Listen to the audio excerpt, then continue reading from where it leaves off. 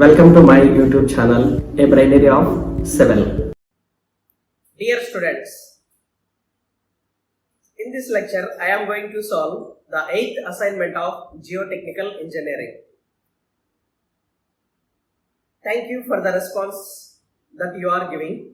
Okay, thank you very much. So the first question is, inclination of the failure plane behind a vertical wall experiencing positive earth pressure with respect to horizontal is. For example, let us take, this is a retaining wall. So it is a horizontal and this will become the failure plane. So in active case, this failure plane making an angle 45 plus pi by 2 with respect to horizontal. So this is failure plane. Okay. In passive case, it is a retaining wall. In passive case, this inclination will become 45 minus pi by 2.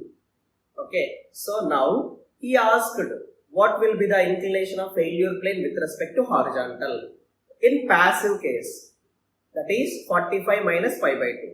So option A for question number 1.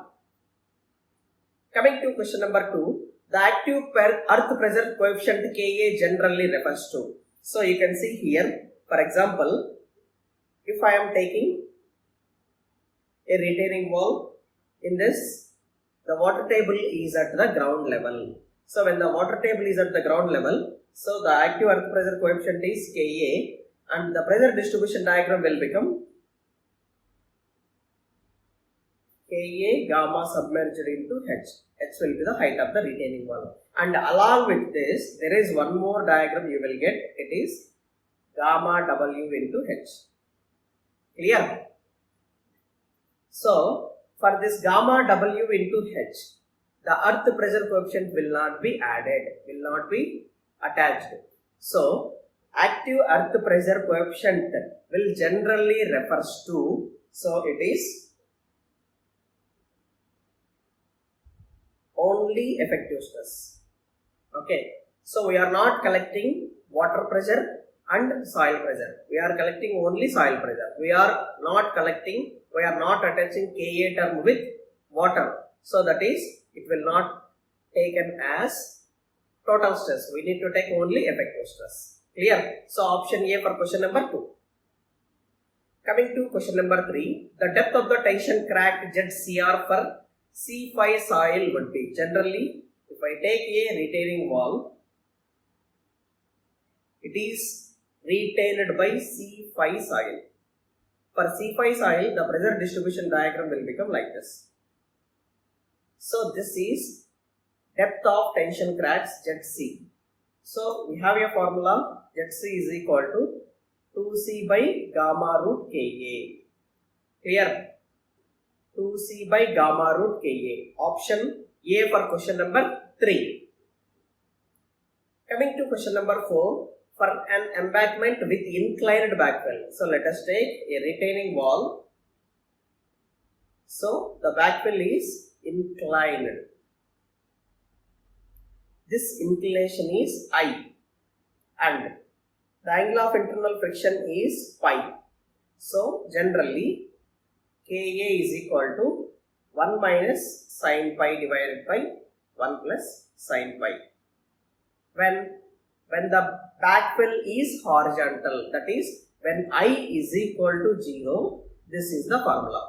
If there is some I value, then Ka will become cos I minus cos square I minus cos square pi under root divided by cos I plus cos square I minus cos square pi. If you will substitute in place of I is equal to 0 degrees, that is, the backfill is horizontal. So it will become 1 minus sin pi by 1 plus sin pi. Okay. So this statement is a true statement. Now coming to question number 5.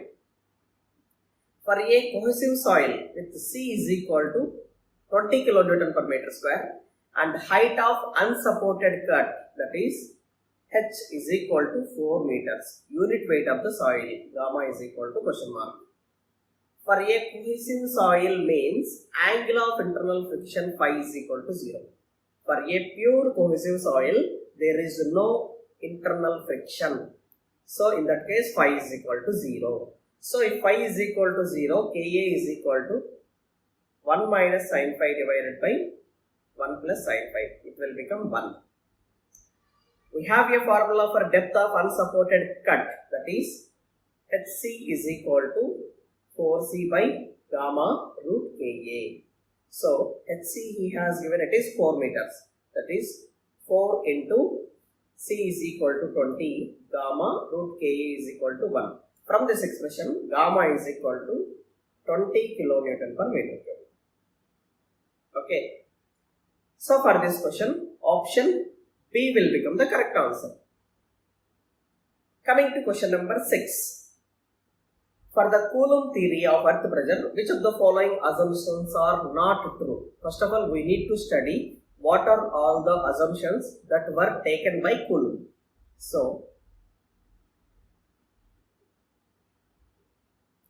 Coulomb's theory assumptions. So, coming to assumptions of Coulomb's theory, the first is the backfill is dry, cohesionless and isotropic. Okay, and second assumption is back of the wall can be inclined. Can be inclined means it may be vertical or it may be inclined. So Coulomb's theory is applicable for both vertical wall and inclined wall also.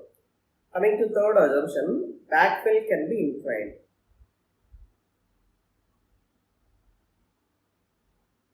So the backfill supported by the retaining wall, it may be a horizontal or it may be a inclined. Coming to fourth assumption, the wall is rough. Rough means there exists a friction between, that is, there would be friction between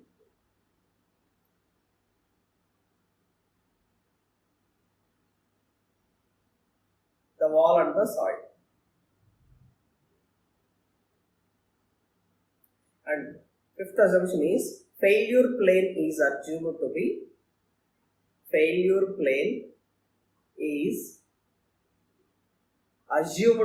a plane surface.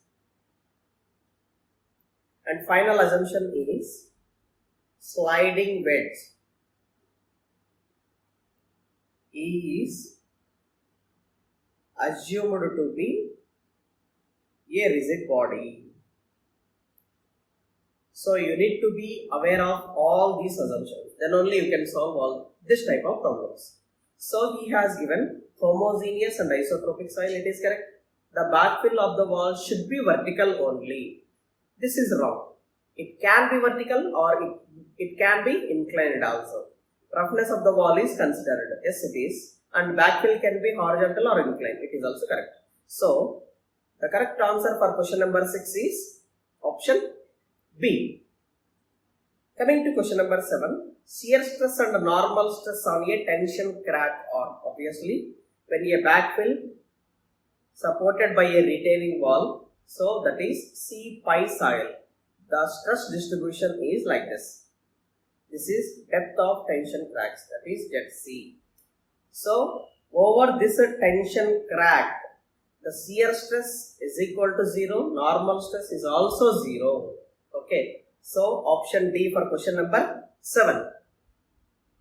Coming to question number 8, which of the following is a graphical method for analysis of retaining wall? So, during the analysis of retaining wall, there are two methods, especially they are graphical methods. The first one is Kalman graphical method and second method is Rayburn graphical method.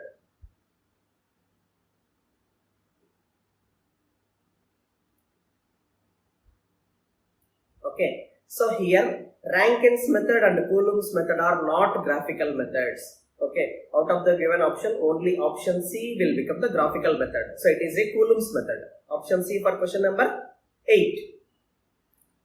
Coming to question number 9. Flow lines and equipotential lines are always. Flow line indicates direction of flow. Equipotential line indicates head loss. Head loss along the direction of flow.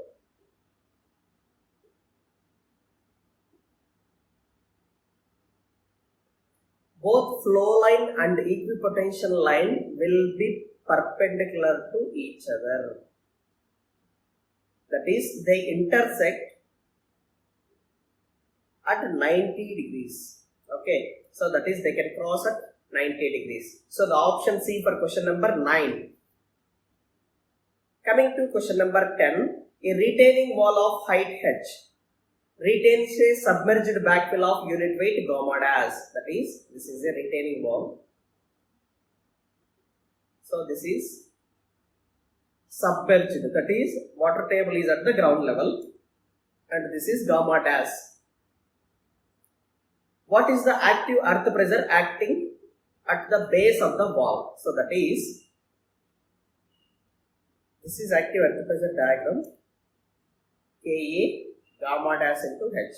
Along with this, you will have one more, that is because of water, gamma W into H. Now, at the base, active earth pressure Pa is equal to Ka, K suffix A, gamma dash into H plus gamma W into H. So, Ka gamma dash into H, gamma W into H. Option C for question number 10. Okay. So this is the end of the assignment. So to clear your NPTEL exam, I hope you need to practice each and every assignment. So all the assignment links of this Geotechnical 2 subject were provided in the description. Okay, you can go through. Thank you.